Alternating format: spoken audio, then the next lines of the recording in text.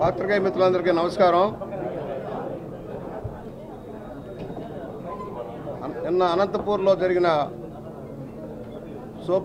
Super hit అయింది. రాయలసీమ మీద ప్రత్యేక దృష్టితో ఎన్డీఏ ప్రభుత్వం పనిచేస్తూ ఉంది. రాబోయే రోజుల్లో ఇక్కడ నుంచి పోయే వలసల బదులు ఉపాధి కోసం ఇతర ప్రాంతాల వారి రాయలసీమకు వలస వచ్చే రోజు రాబోతోంది.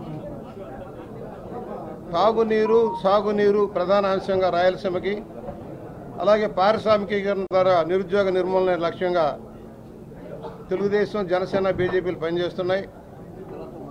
ఆనాడు రామారావు గారు ప్రారంభించిన పథకాలన్నీ ఒక్కొక్కటి ఈ రోజున పూర్తవుతూ ఉన్నాయి. నాకు ఇంకా గుర్తుంది, 86లో మొదటిసారిగా నేను ఈ ప్రాంతానికి వచ్చాను. శ్రీరామకృష్ణయ్య గారు చీఫ్ ఇంజనీరింగ్ చీఫ్, ఆయన ఎంటబెట్టుకొని గాలేరు నగర్ అంద్రీనివా సర్వేకి వచ్చినప్పుడు మేము కూడా వచ్చాను. ఆ రోజుల్లో నాటికి నీటికి చాలా తేడా ఉంది. ఇవాళ పంటల మార్పిడి మీద ప్రత్యేక దృష్టి పెట్టి 100% డ్రిప్ సబ్సిడీ ఇచ్చిన ఏకైక ప్రభుత్వం తెలుగుదేశం ప్రభుత్వం నాడు. మధ్యలో 5 సంవత్సరాలు ఏం జరిగిందో మీకు తెలుసు. రాయలసీమ వాసి అయ్యుండి కూడా ఏ ఒక్క పథకాన్ని పూర్తి చేయలేదు, తగిన నిధులు ఇవ్వలేదు, అభివృద్ధి మీద దృష్టి పెట్టలేదు జగన్మోహన్ రెడ్డి. ఆయన చాలా మేధావి, చాలా గొప్ప పరిపాలనా దక్షుడు. ఎందుకంటే 151 ఉన్న సీట్లని 11 సీట్లకు మార్చుకోగలిగిన పరిపాలనా దక్షుడు కనుక ఆయన దక్షుడే అనాలి. ఇలాంటి చేతగాని దద్దమ్మ ప్రభుత్వం వల్ల 15 సంవత్సరాలు వెనకబడిపోయాం. ఒకవైపు రాష్ట్ర విభజన వల్ల నష్టపోయాం. ఆ విభజన నుంచి బయటపడటం కోసం జరిగే ప్రయత్నాలని అడ్డుకున్నాడు. 3 రాజధానులు అన్నాడు, పోలవరాన్ని ఆపాడు, ప్రాజెక్టులన్నీ మంట కలిపేశాడు. కేవలం అవినీతి అక్రమాల కేంద్ర బిందువుగా మన గత ప్రభుత్వ విధానాలకు భిన్నంగా ఈ రోజున ప్రభుత్వం పనిచేస్తూ ఉంది. లక్షలాది కోట్ల అప్పు మనకు మిగిలిపోయింది. ఇవాళ కేంద్రం నుంచి వచ్చే పథకాలన్నీ నీరుగార్చేశాడు. ఇవాళ మీరే అడిగారు ఎంఎన్ఆర్జీఎస్. గతంలో డబ్బంతా ఆయన తినిపోయాడు, లెక్కలేమో చంద్రబాబు గారు చెప్పే పరిస్థితి వచ్చింది.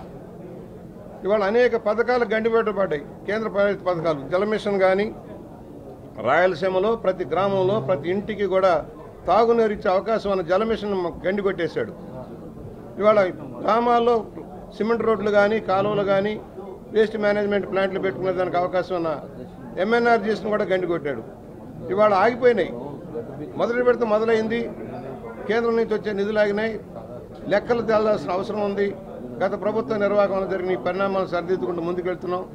ఒకటే చెబుతున్నాం, రాయలసీమ భవిష్యత్తు ఉజ్వలంగా ఉండబోతుంది. రాళ్లసీమ కాదు, రత్నాల సీమగా మారే పరిస్థితి ఎన్డీఏ ప్రభుత్వంలో వస్తుందని సవినీయంగా మనవి చేస్తూ, ఇవాళ చైతన్యవంతమైన రాయలసీమలో, కళలకు కాణాచైన రాయలసీమలో, సాంస్కృతిక వైభవానికి ప్రతీకగా నిలిచే రాయలసీమలో అభివృద్ధి జరగాల్సిన పరిస్థితి ఉంది.